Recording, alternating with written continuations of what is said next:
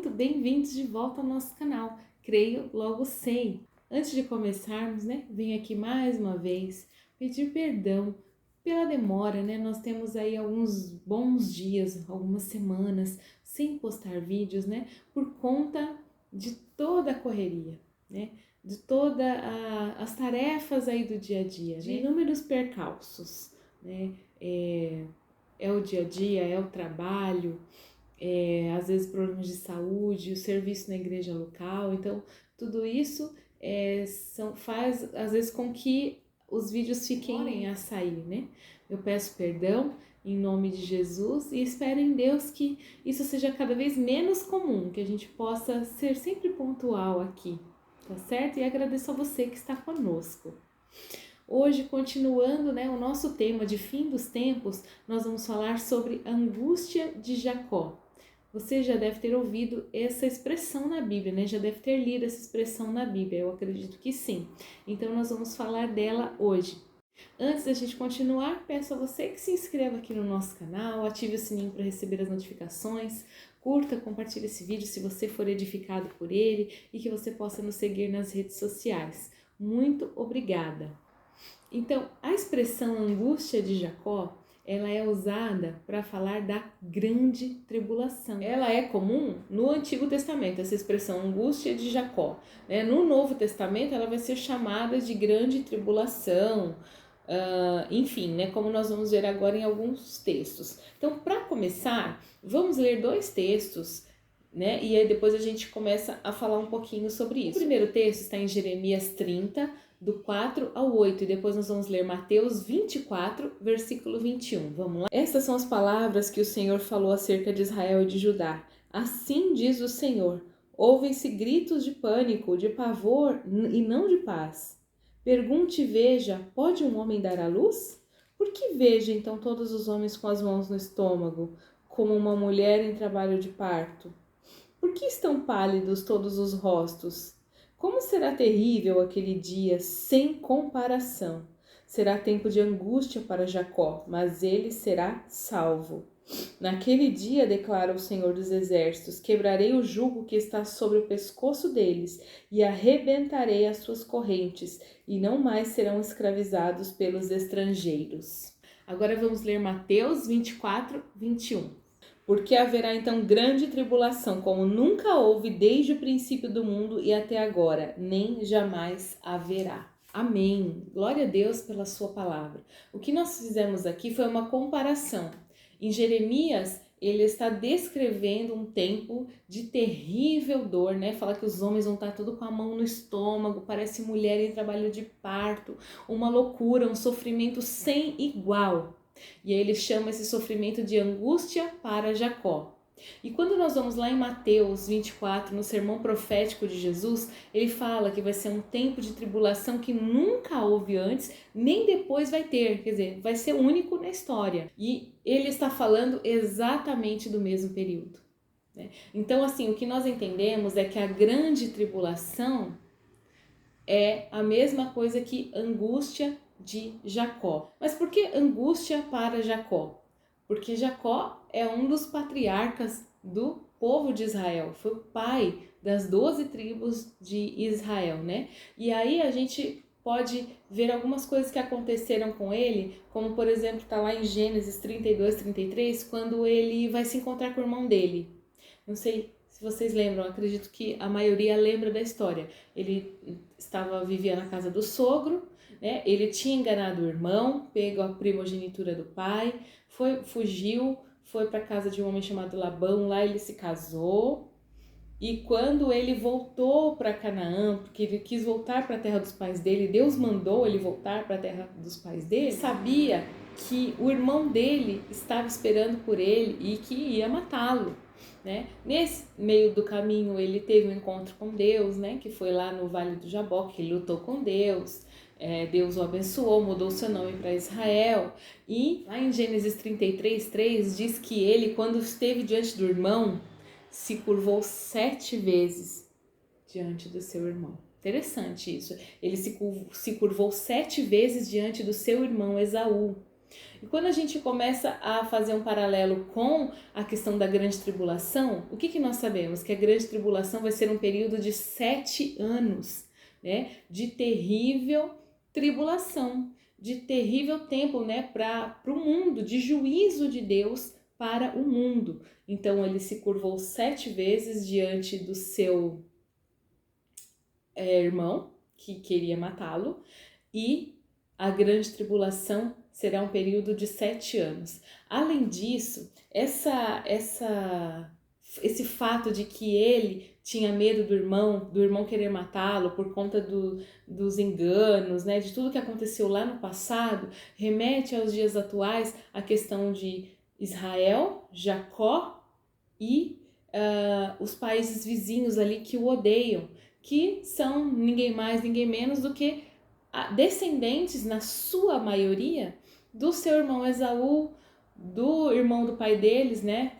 Que o pai deles era Isaac, o irmão do pai deles Ismael, né? Na maioria daquelas pessoas, daqueles povos vizinhos que se odeiam, que odeia Israel, são na sua maioria descendentes de Esaú e também de Ismael. Então, lá em Gênesis, a atitude que Jacó teve com o seu irmão já era profético nisso, em dizer que Israel temeria a esse irmão, a esse vizinho, ainda pelo resto dos seus dias, né? Então, quando a gente vê que Jacó se prostrou 7 vezes diante de Esaú, e que a Bíblia chama o período de 7 anos que vai vir de angústia de Jacó, nós entendemos que vai ser mais uma vez Israel, né, precisando se curvar, temendo aos seus algozes, que são ninguém mais, ninguém menos do que os seus próprios parentes, os seus vizinhos, os antepassados de Esaú e de Ismael. Além disso, nós podemos ver um paralelo também com relação à grande tribulação na vida de Jacó com relação aos seus casamentos. Jacó trabalhou 7 anos para se casar com Lia. Na verdade, ele queria Raquel, né? Acredito também que todos conhecem essa história. Ele queria Raquel, mas aí o pai das moças o enganou, disse que primeiro se casa a mais velha, para depois se casar a mais nova. Então ele trabalhou 7 anos e recebeu a Lia, ou Leia, por esposa. E aí, para receber Raquel, foram mais 7 anos de trabalho, né? E a gente pode tentar fazer um paralelo aí com relação a Jesus. Jesus se casa com a igreja, né? Nós somos a noiva. Quem é a igreja? A igreja é o corpo místico de Cristo. A igreja são todas as pessoas salvas pelo sangue do Cordeiro ao longo de todas as eras. Dentro da igreja, quem são os povos? Qual é a etnia dentro da igreja, do corpo de Cristo, da noiva? Todas as pessoas salvas. Tem judeus? Tem judeus, aqueles que se renderam ao Senhor Jesus. Tem gentios?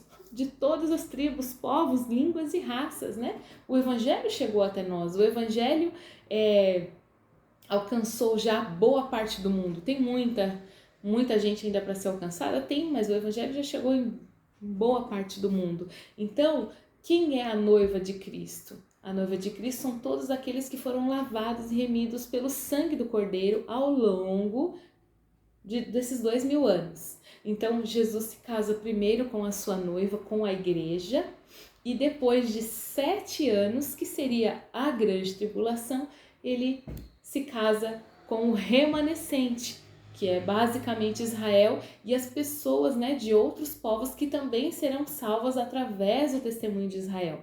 Isso a gente vai falar em outro vídeo, falando das 144 mil, né, dos 144 mil selados lá de Apocalipse 7.